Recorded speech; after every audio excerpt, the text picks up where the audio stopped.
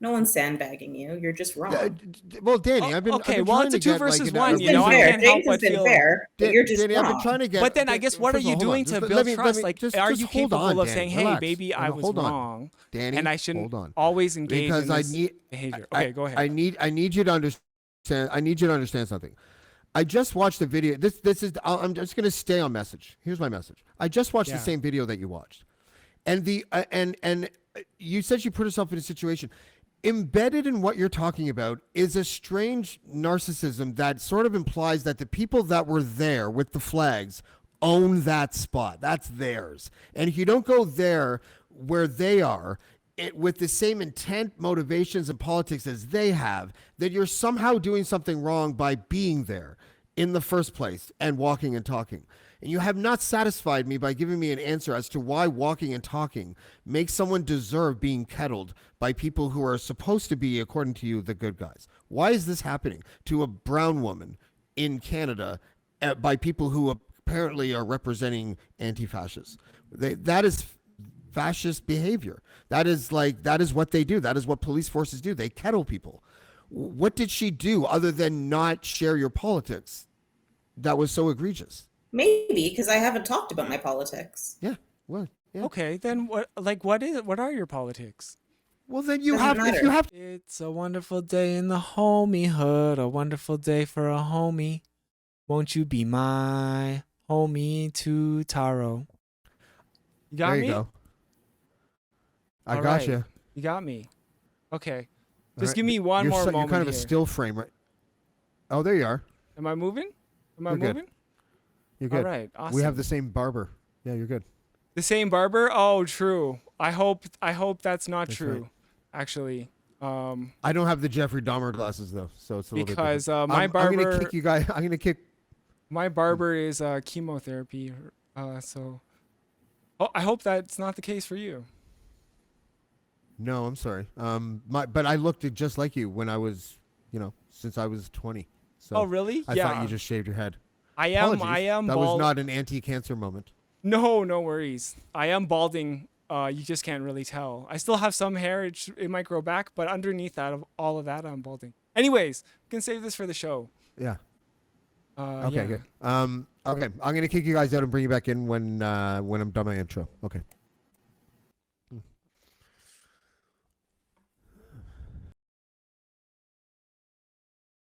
Intro here. It's good. Oh, Black shit. more. Black more. Black more. Black more.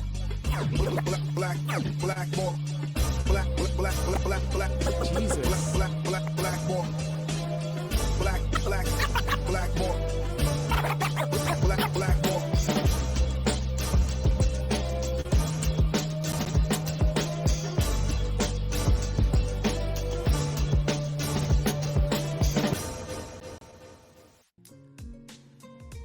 What is up, everybody? My name is James DiFiore, and this is Blackball. Friend of the show, Caryma Sad, has a Groundhog Day thing happening in her life, as far as I can tell. And what I mean by that is, I've seen her go to events, It's not my music. not really stake out a political position, but just document events, and then get accused by one side or the other at said event of carrying the water for whatever diametrically opposed group they are there to face off against. And it is kind of chilling. And interestingly, when I first met Caryma on the Dean Blundell podcast, from what I recall, it's not like we butt heads, but we strenuously disagreed on something, and I kind of walked away ignorantly, thinking that, oh, she's really progressive. And more interestingly is that I feel like she is progressive. I don't like to label anybody, and I don't want to label her that either. But she is clearly a person who I think is sensible, and adheres to things that are principled. And I like that about her. And what I'd like to see is more people sort of get that understanding about her. But I also want to hear critics of hers talk directly. So we have a critic of Caryma today, and also, of course, the woman herself. name is Caryma Sad. And to be honest, Danny, I don't know your last name. And I don't, and I guess do you want me to call you MyHomie2Taro? You can call me Danny Taro. Taro is my real name. Okay. Yeah. Okay.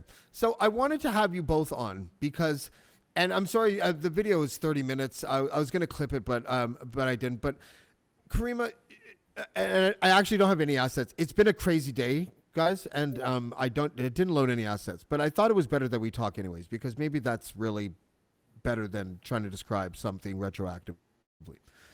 Caryma, you went to Peterborough recently, and can you describe, first of all, so I don't mangle it, why you were there and what was happening in Peterborough at that time?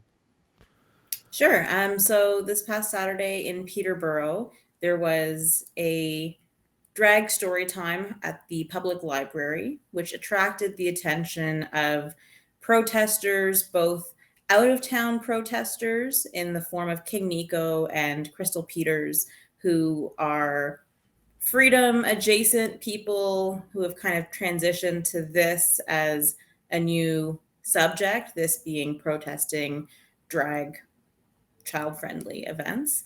There was also a local church that and some political figures also in opposition. Together they comprised maybe 20 or so people, and then the event also attracted counter protesters. Again, some of these were out of town recurring characters who show up to face against King Nico and gang, and others were local community members. And for the past 2 years, I've been documenting polarizing events, political events. I go out and record and document my perspective, and that's what I did in Peterborough. Okay. And then I saw a video by yourself, Danny, and Yeah. I get, and then we don't have to go over like tooth and nail about the video, but it seemed to me that you were being quite critical of what Caryma was doing there. And again, rather than retroactively try to apply a context to a video, tell me what your overall critique was, and how you came to that conclusion. Yeah, I mean, I've been following Caryma for a long time. Oh wait, I'm sorry. I'm just getting used to the screen changing around. I've been following Caryma for a long time, like a lot of people, and it started off. I was a fan of your work, and I really appreciated the coverage you did here locally for Peterburgers, and you did a great job. We even covered on my stream, the Doug Ford event that you were denied access to, and I thought you did a great job with the convoy as well, but there seemed to be kind of like a turn, and I think it was really around the time when it became publicly known that you were the defense lawyer for one of the white supremacist convoy Diagolon founders, right? And I think is a time when not just myself, but a lot of people who were once like fans of yours started becoming maybe like a little bit skeptical of like what your motives behind being a content creator or a video taker or a journalist, or I don't know what you exactly how you define yourself, or even just like as an ally and an activist, right? So I guess that kind of has drawn out into this thing where online, when you say, hey, I don't really like that Caryma is doing this specific thing, and a lot of your supporters will pile on that person, and I've undergone it. You've got me blocked on Twitter, which is fine, and we should all be curating our own social media sites. But then it kind of comes out in these real life situations, like it did at the Peterborough Public Library, where some of the organizers, some of the activists, some of the allies are potentially like, they are essentially, I think the problem is that they don't trust you, right? So I woke up Monday morning to cover the event, the Peterborough Public Library and Drag Story Time on my stream. And when I search for all that stuff, if I search the hashtag Peterborough, at that exact moment. You know, a lot of the information I get is like Caryma and your posts and people talking about you, and I really just want to refocus my the narrative, because we as like content creators, right, the important things that we talk about, they shouldn't really necessarily be centering us in the story. And it feels like maybe the style of content that you're doing, you have a tendency, and you know, correct me if I'm wrong, to center yourself. And I feel as though it kind of just takes away from the importance of the issue. And the important issue that we were there for on Saturday was to support drag story time. So Okay, Karina, there's a lot that you said sorry. to unpack, but go ahead, Yeah. Karina. I mean, I think that a lot of that is just, first of all, there are inaccuracies, but I don't really get what the problem is. Danny, we are not the same. You and I are not the same. So you do your content in your way, and I do my content in my way, which provides a pretty unique perspective and lens on things, because my voice is not one that is frequently represented anywhere. So there is inherent value to the work that I do. And in addition to that, I wear many hats, and I could hear you kind of struggling to put me in a silo. And I think that that's the biggest problem my critics have, which is they don't know how to deal with what it is that I do, even though all I'm doing is presenting information for people to look at and critically assess and discuss. And I don't know why that is perceived as threatening or frightening, but I disagree adamantly that people can self deputize to restrict access to public spaces based on what? Allegations, baseless allegations, anonymous allegations, right? Where's the due process in any of that? And my actual behavior on the ground is all documented. People accuse me sometimes of clipping footage.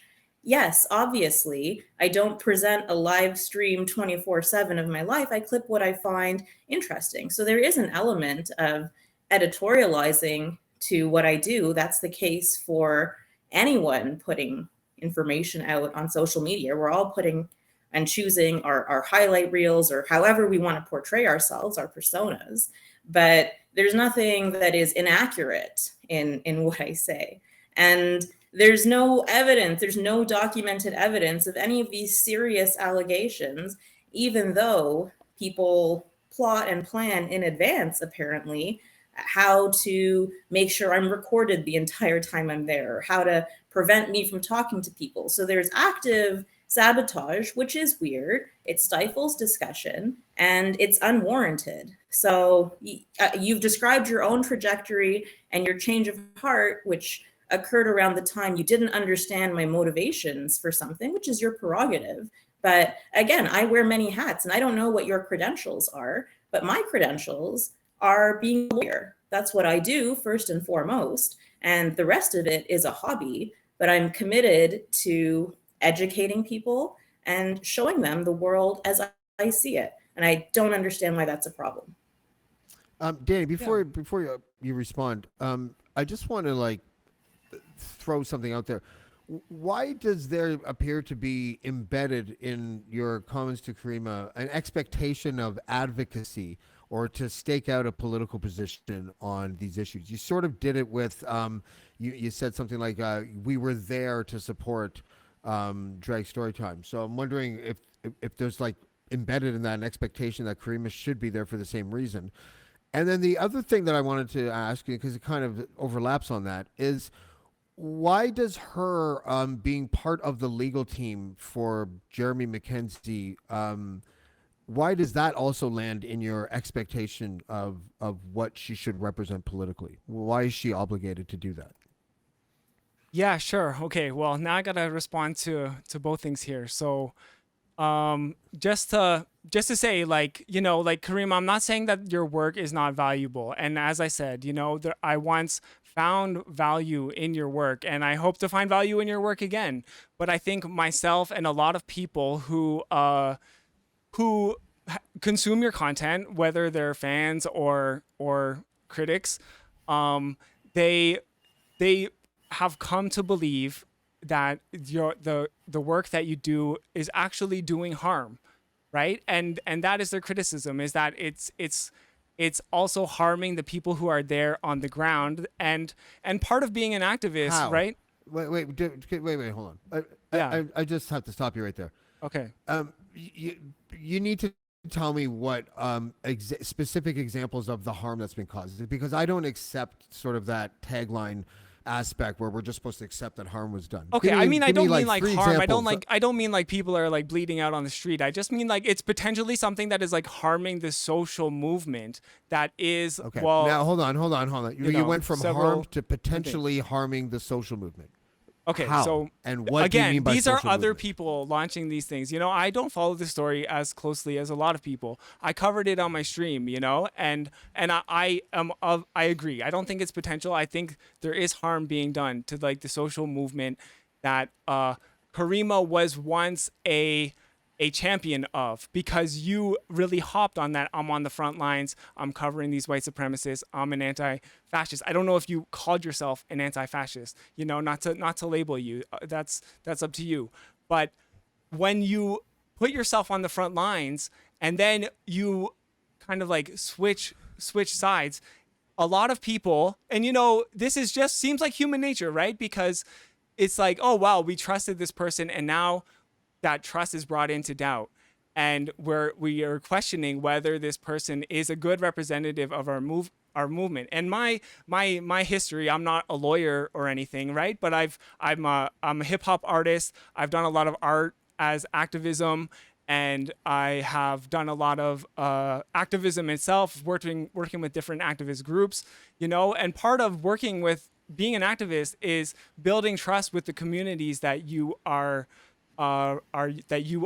defending, and the causes that you are trying to be the champion of. So I feel like for Caryma, like, you have, in a way, because you built your audience a certain way, and then you've switched the kind of like the type of audience that you want. You know, you've made a lot of people upset in that process, you know, and it just seems like a natural consequence of trying to do a bit of the both sides thing. It's like you can't keep everyone happy. You can't say, hey, I'm covering white supremacists and I'm on the front lines of anti-fascism, and you can't turn around and say, oh, and I'm also the defense lawyer of the founder of one of the most dangerous white supremacist groups in Canada, right? Without you can do that, but you can't do that without making a lot of people angry, right? That just kind of makes sense. Caryma, I want you to answer that really quickly, though, Danny. The whole thing about the expectation that Caryma has to be an advocate for whatever you believe in seems to be at the root of your argument. No. I'm saying that Caryma, you branded yourself a certain way, and then the reason why so many people are maybe upset with you is because you underwent a bit of a rebrand that all kind of Caryma, began. did you brand yourself? You had a as certain as on the front perception. lines? Yeah, go It ahead. sounds like you had a certain perception of me and who I am, and then projected expectations onto that without knowing me, without knowing anything about me apart from what I choose to show, and then are upset where these arbitrary expectations are not met, even though I'm actually entirely consistent with the values that I have expressed as being important to myself and upholding those. So you don't have to like me. That's okay. But it doesn't really matter. I just find it very confusing that there's this sense of entitlement to control and specifically limit my speech, my expression, my ability to associate, my ability to think, my ability to do my actual job. And I find that very bizarre and authoritarian. Okay, Yeah. I mean, I'm not trying to really tell you about your political identity, and you're free to define that as yourself. I'm just trying to tell you that like it's how do you say you're an anti-fascist and anti-white supremacy one day, and you turn around and you become the defense lawyer for Okay. You, Let- you let- keep without repeating making an people. incorrect fact, and I'm not going to get into the Well, specifics. hold on, of the Dan. I'm not trying to but label I'm not a you. defense. I'm not trying to label you. You're free to You label are labeling yourself. me. I'm Well, really hold not. on, I'm Danny. just trying to Just explain to you. This is why people one are angry. One second. This is why people are upset. So this is Danny. Yeah. This is the question that I wanted to ask is the question that you just kind of answered. If you're a lawyer and your job is to practice the law, I'm not trying to speak for Caryma, but I think we are of similar mind of this, and I don't think she's comfortable talking about something so specific. But if I just may speak generally, there is no expectation, reasonable expectation, for a person who is a practicing attorney to adhere to a set of political beliefs. There are defense attorneys that have to represent murderers, and there are defense attorneys that have to represent people that may be political opposites or whatever. It's not really something that a lot of lawyers really place in their pile of values when they decide to take on a case. In fact, I think, if I'm not mistaken, there's largely an adherence to the justice system itself, which removes that type of emotional need to have to represent someone of the same political ilk. And I that is something that I find a lot of young people nowadays that sort of subscribe to like the fringe on the left seem to believe is some sort of litmus test of whether or not they're an ally. And I would strongly advise that maybe you take a look at that through a different lens, where it's not appropriate to apply some sort of motivation to a lawyer taking on a certain type of client. It happened to Marie Henein, brilliant defense attorney, represented Jian Ghomeshi, and then people accused her of carrying water for wife beaters or whatever, and it was just, it was ridiculous. It was a non-starter. But maybe Caryma, you can sort of clear the air if you even want to about why being a lawyer it should not be subjected to political litmus tests. Yeah, so I'll repeat that I'm not going to discuss specific retainers, and there's a very broad duty of confidentiality that applies to lawyers for good reason, and that's that. The fact is that I have a specific set of skills and expertise, and again, I'm clear about what values motivate me and what I seek to uphold, and I'm consistent in that, and that's not something I need to run by anyone for approval. I am responsible to the Law Society of Ontario and to the laws of Canada and to myself and my own moral compass, and that's the end of that story. Does that clear things up a little, Danny? Well, I mean, I understand, and I would never say that nobody is entitled to representation in the court of law, especially like as a leftist myself. Like I feel as though that would be actually a terrible situation, and the state of Canada would probably crack down on us. I mean, not that they really have to, because we don't really hold that much power within this place, right? I would never say that. I think, that would be absurd. I would never want to live in that society where people are not able to seek representation in the court of law. But I think when you're trying to separate your professional life from your online life as well, right? And that is something that is a challenge. We're all kind of content creators here, right? It is a challenge to do. You don't want to really compromise what's actually like paying the bills, but you want to like follow your passions as well, right? So I think it's just it's really hard to separate Caryma, this person documenting the front lines of the convoy movement, the rise of white supremacy and the alt-right in Canada, and then being the defense lawyer for like a known white supremacist, right? I'm not saying he's not entitled to having a defense lawyer. I'm just a bit shocked, and was a bit shocked that it was you, and you know what? If I may, it's what's weird about that is that I fucking admire that. And it's not because I admired the person that she was representing, and it's weird talking about it with you here, Kramer, because I know that you can't really say much about it. Yeah, But this makes me a little bit uncomfortable because yeah, I mean, Danny, again, what are your credentials to assess any of this, right? Like, there's people throwing all sorts of words out, the idea of a conflict of interest, like just things that do not apply. And I don't know why I'm under a microscope or should even need to address this level of scrutiny. It's disrespectful. I mean, I'm not. It's not like I'm like single-handedly putting you under the microscope. It's kind of the nature of just No, being. you're just parroting stuff that other people have said, which is fine. You're the one in the hot seat right now, right? Well, So I feel I like find I've it reached my own disrespectful. conclusions, but I mean, I feel like, being an online figure and wanting to like grow your online presence, like you're in a way you're consenting to being put under a microscope in a way, right? Like you could turn all your accounts on private tomorrow, but I mean, but we're all here trying to like drive a little bit of engagement, are we not? And it's like, and you it's we're under a microscope, but it's in a way Is like that what it's drives you? You're driven by very engagement? Do I self understand that right? You're driven by inflicted. engagement, correct?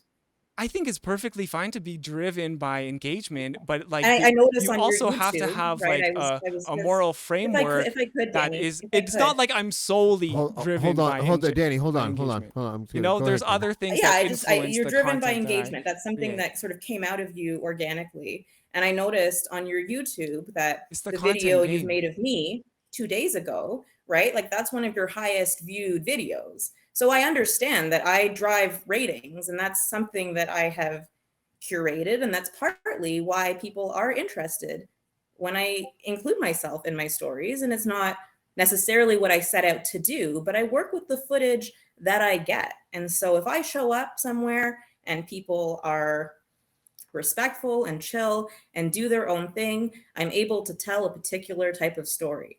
And if that's not the story that transpires, I'm not going to pack up and go home and cry about it. It's just, I'm going to work with what I got. And that was the case in Peterborough. That's what happened in Hamilton, in Welland, in Brockville. That's what's happened throughout the convoy. There are times where I'm able to be fly on the wall, and that's my preference. And there's other times where I'm singled out and targeted and followed, and it is very much a battlefield. And so I work with what I get. Yeah. As someone really familiar with Caryma's work, and Danny, this is not intended to feel like you're being ganged up on. It's just that I wanted to have you on because I feel like I know Caryma and I know her intentions, and I'm talking about the way that she documents events. Because let's get off the lawyer stuff, and I don't want to make Caryma feel uncomfortable on my show. But the idea still to me that if Caryma documents an event, there feels like there's an expectation for some reason. And Caryma, maybe after I ask Danny this question, you can tell me if it's true. If there's any truth in that you self-identified as someone who is trying to lead the anti-fascist movement, because that's a surprise.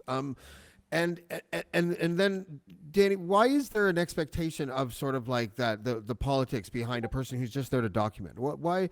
And is there sort of this idea now that she represents the polar opposite side for some reason? And what's the evidence? Because I'm still trying to figure out how she does anything that creates harm, and specific examples of any type of harm, specific ones. And I would love, before you leave the show, and we have about 10 minutes left, I'd love for you to give me an example or two, but go ahead. Yeah, I mean, I can't tell why anyone is at a particular event, but I mean, Caryma, like, why were you at the event on Saturday?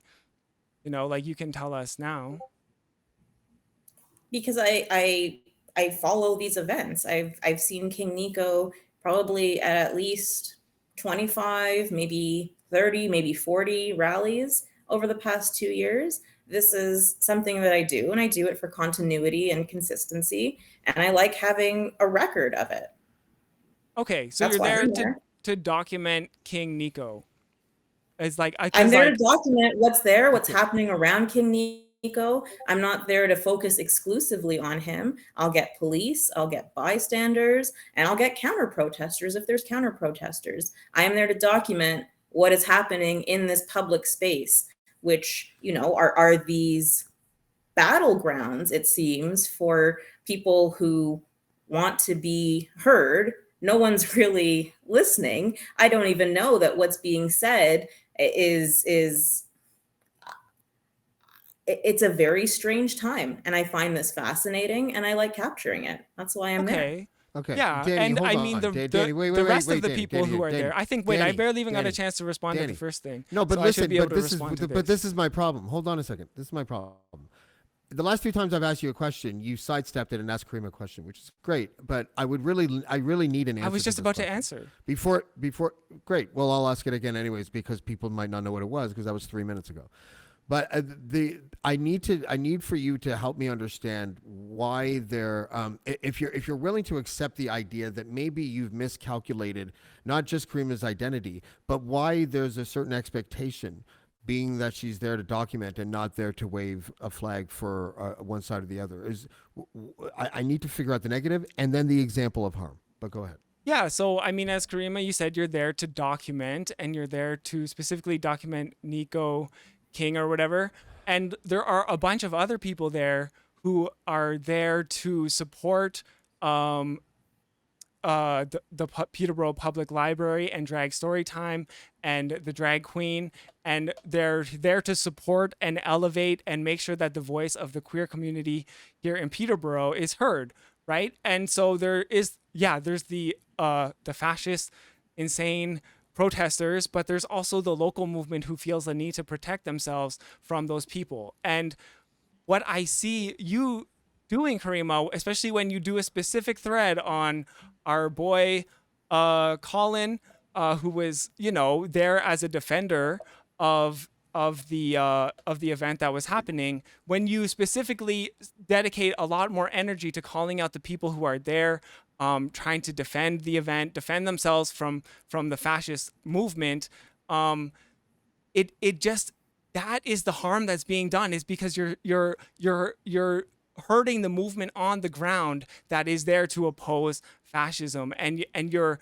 sending your supporters not to be really mean to Nico King and call out fascism, but you're actually sending your supporters to call out the people who are there locally. And I'm just not sure that you've done the necessary work to be an activist when it means like building trust on the ground with the people in Peterborough, the queer community, the anti-fascist community, all the people who are coming together to make sure that this event can be a safe thing that continues to happen in our community, free of these pretty unhinged protesters, and it feels like instead of supporting that local movement and making inroads there, you kind of just pour gasoline on the fire and you blow up both sides of the street, if, so to speak. I think you haven't done the work to know that it's King Nico and not Nico King. So you're not really in any position to criticize me on my knowledge or lack thereof of the so-called fascists, first of all. And second of all, I'm not sure what protecting Colin was doing, because the majority of their time there was focused on following me around with a flag, interfering in peaceful conversations that I was having, telling me to go away, that I'm not welcome in the community, which you would defend and say, well, that's permissible because somehow this individual has been appointed by who, I don't know, for this arbitrary concept of community, which really, very amorphous and a vessel for power that is vested in Colin as determined by not sure who. But I will say that the actual host of the show that was happening indoors, we've corresponded. They condemn the way that I was treated outside for just showing up, not pouring gasoline, as you put it, just showing up. And it's I know, James, you don't have sort of assets lined up, but anyone who's interested can check out my pinned tweet, which is just raw, uncut footage of interactions where I'm clearly being followed. I'm being kettled by flags by strange people who I don't know, who are strangers to me. The person later who called me a Nazi to my face, Danny, you speculated that we'd had previous interactions. We hadn't. That they knew of me, but I don't know of them. So that's sort of the environment that I'm in. And in a situation where the counter protesters, outnumber, first of all, the protesters who showed up, and then second of all, the small subset who appear to be there to harass me are doing just that and taking up a disproportionate amount of my time. Naturally, my coverage will reflect that. So I don't really. I think that your concepts of harm are ill-defined, of community are ill-defined, and you have no real way of being an arbiter of who's allowed to exist in public. I don't believe that that's a direction society should head in, where Danny, before you respond, Danny, I have the video, so I'm going to play the video. I've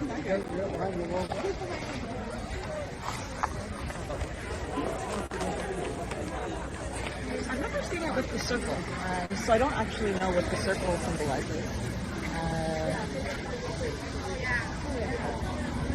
We're gonna look that up. Can I ask, what does the circle symbolize? I don't understand. We don't want to talk. We don't want to talk. Please leave us alone. No problem. We don't want trouble. Please leave us alone. I'll look up the circle at a later time and update you.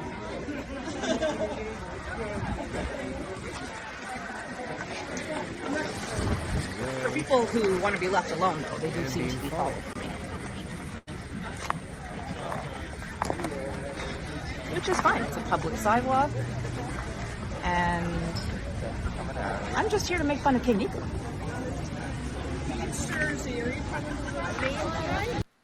I just want to pause right there and point out a comment that I think is just hilarious. It's just delicious. She used her foam finger to point her cameraman to people she knew didn't want to talk. The egregiousness of that, Caryma. Okay, sorry. I'll go. I don't even know what that means, what the complaint is. But I'm all decked out and ready to go. Are you coming to the game tonight? No, I'm sort of a poser, but I support that. I have to go to Niagara Falls. Oh, that's so I'm Sport a Rainbow, and so tonight's the Pride game for right the on. Peterborough Petes. So. Okay. Well, I was looking them up, and like I said, I called it here. Yeah. But bandwagon. Good for you. That's good. At Good least to I see. picked the right bandwagon. Yeah, that's great. You did pick the All right. Do we have to watch the whole video? Yes, Oh, are they? Yeah. Don't talk to them. No. Yeah. We're not here to cause trouble. I don't know who this because this is happening in real time. These people followed me to the opposite side of the street to interfere with the conversation. Yeah, we're gonna So watch that is the how, if we I can. guess James. smears work in action. sorry, say again, Caryma. Very disconcerting because I don't know those people. Oh, okay. Oh, I see. Okay. What is this childish behavior? Can you do it right?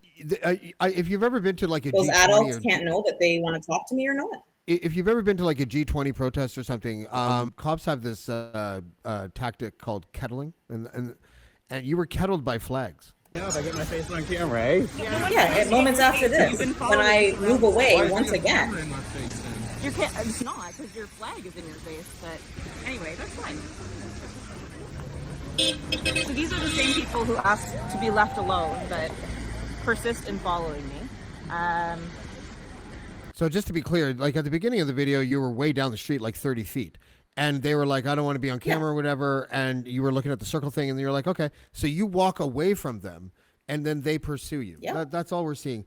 You're obviously not being aggressive. This is why I found your video to be so peculiar to me, Danny, because it was like we were watching a totally different thing. I'm watching something. And by the way, I don't have a dog in the fight, which is probably the reason why I see it the way it's supposed to be received, to be perfectly frank, because again, that lingering question that I don't really care if you answer anymore, because you haven't yet, about the actual example of harm and the idea that she has to be representing some sort of political value that you've assigned is patently weird.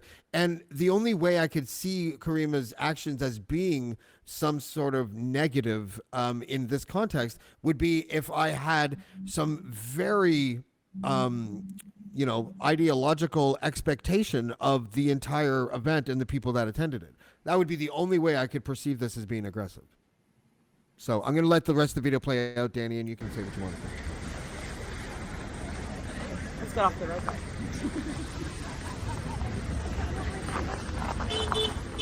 Hand warmers. Hand warmers. Thank you.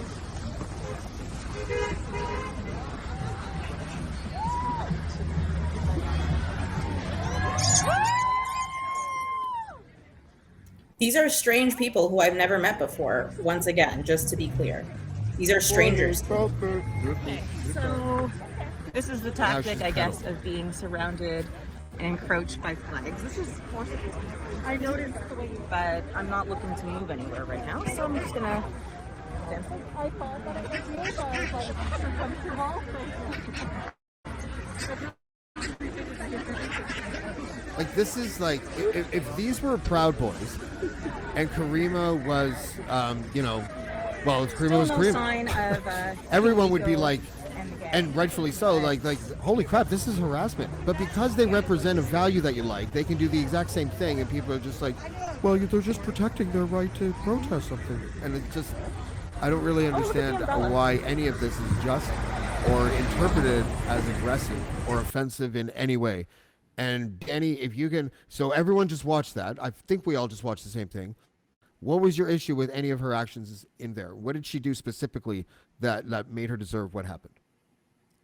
All right. So people, they don't have to talk to you if they don't want to talk to you, right? And what my main issue that I brought up before was that when you're doing this type of work, when you're an activist and you don't have the trust of the community that you are supposedly advocating for, right? And the real reason that everyone was there that day was to support trans rights, to fight, to counteract the rise of white supremacy and fascism and the far right, in so much as it pertains to trans rights, and for that queer space, like, to be safe and to exist.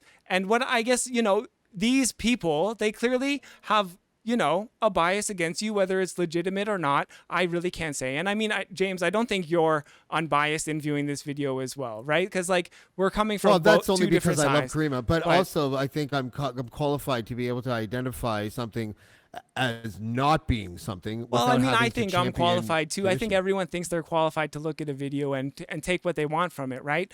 But then, so what I'm saying is, though, that these activists on the ground, there are people who feel as though they're part of this community, and they feel as though you are a threat, and and sure, that's how they feel. I can't control how they feel, but maybe you can, Caryma, because you are the right. But you're condoning that behavior then with your words. Nobody was hurt. We just saw me having a very pleasant conversation with someone who I spoke to about the Pride Night hockey game, right? That's why I had a jersey on. Yeah. We had a conversation, which was a conversation about you being a poser. Yeah, a bandwagon fan, which was adequate for that person. So I don't know why you would have an issue. I'm allowed. Are you trying to do this thing where we're about to wrap up? Like, you don't have to call her a poser. Like, we're not here to call people names. What the lady. I thought that. Yeah, she called herself a poser. Oh, okay. Yeah, no, it's all fine. Well, see that? I was all protected about there. That was narrative has been exposed. Go ahead, Caryma.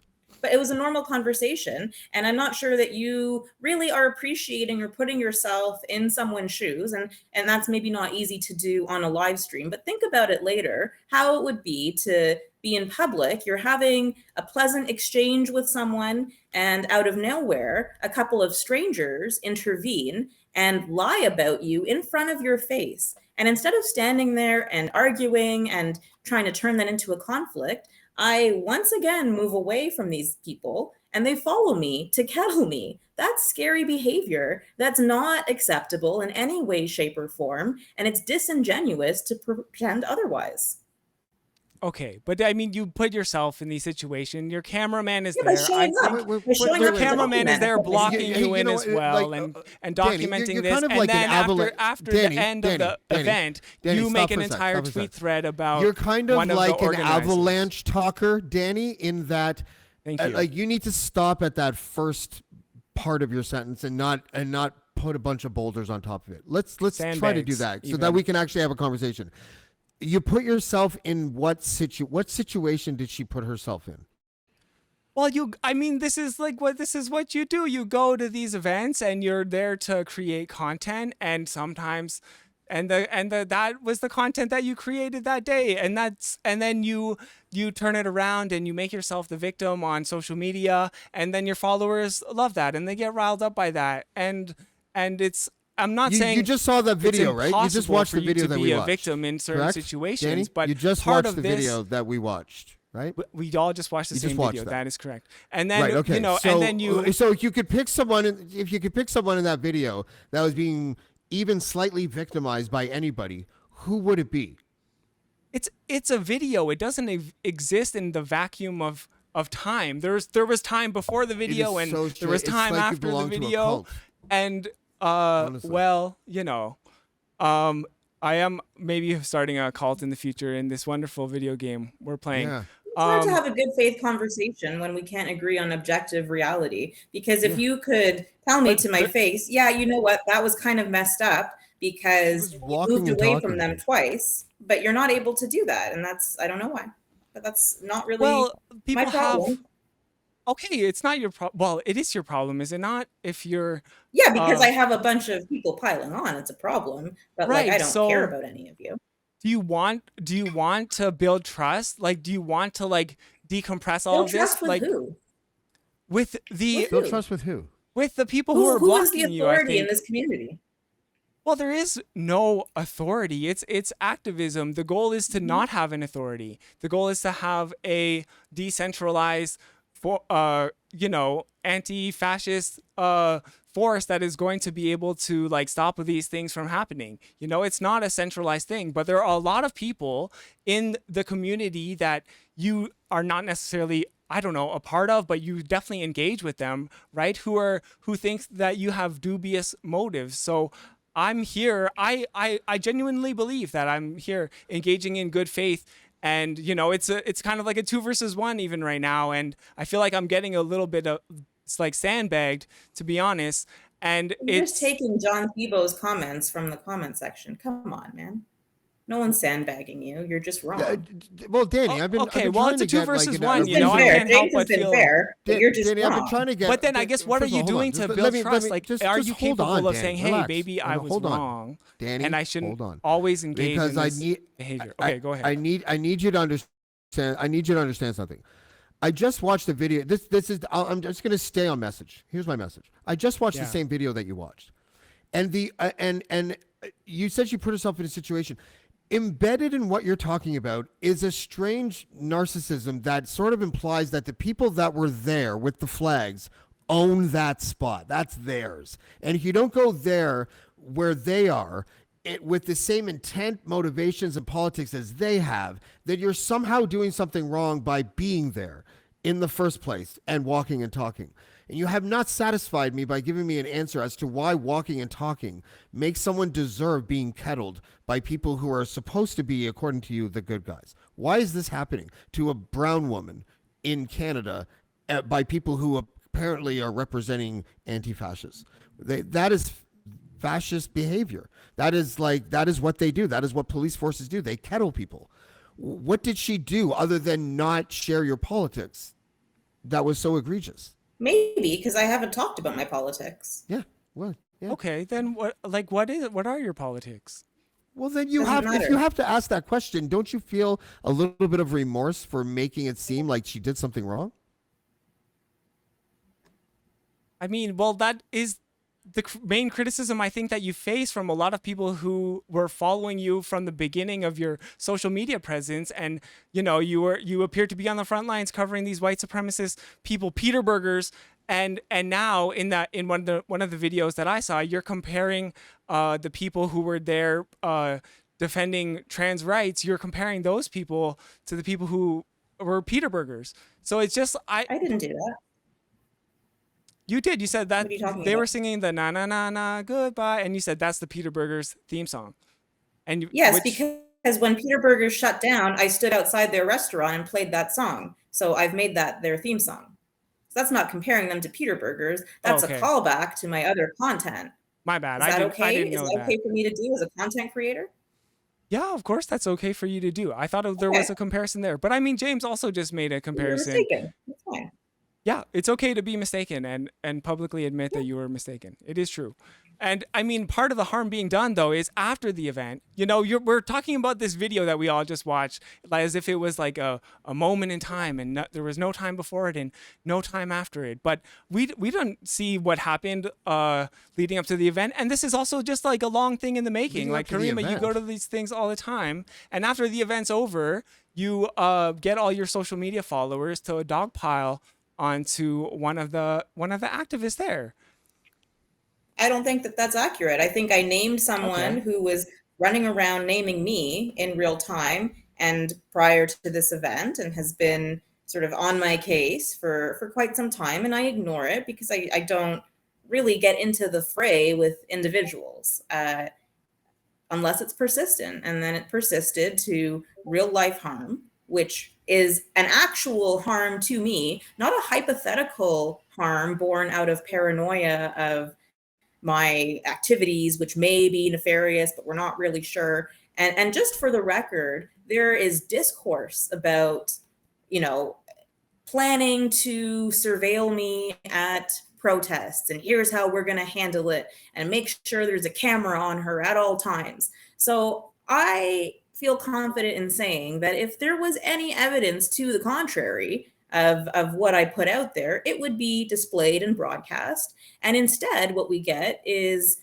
video footage that is described as something other than what it actually shows. And that's the proof and evidence against me. So I don't find it to be a compelling case. And no one can tell me that I go and antagonize. I heard the same stuff from the Freedom people. They just don't like that I'm there capturing what they're up to.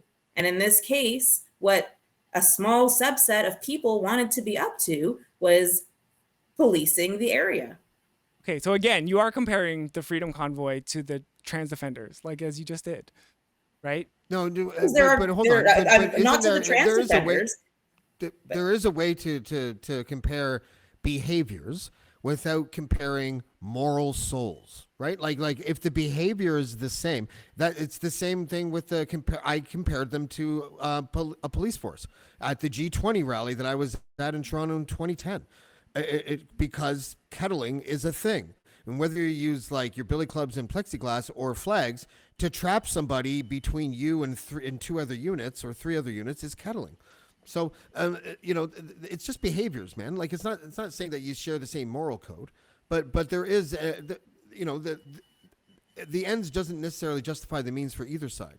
And so when it comes to certain things like blocking traffic or kettling or Molotov cocktails or whatever the fuck, should be a semblance of consistency of expectation of morals between one side and the other. And if one side doesn't have them, the other side doesn't have a green light to then do that as well. And I find it very strange still that video would cause anyone after watching it, like if no one knew the politics of anybody there and just watched the video, I don't think anyone in the right mind would be like, well, that girl was very aggressive the way that she went along her way and tried not to talk to the people that didn't want to be talked to, who then stalked her and then kettled her with their flags. Like no one would ever paint that person as the person in the wrong.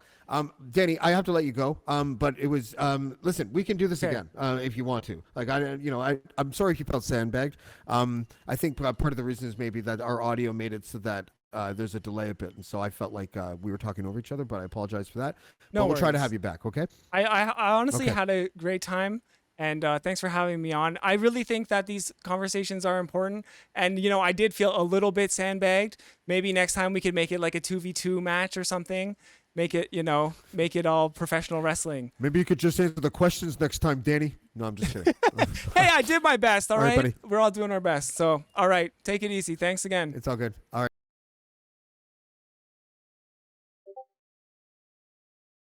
Okay, it's over. Let me make sure I get out of that restream app. Okay, it's over. It's over. So I feel like it went, you know, as well as could be expected. Given the circumstance.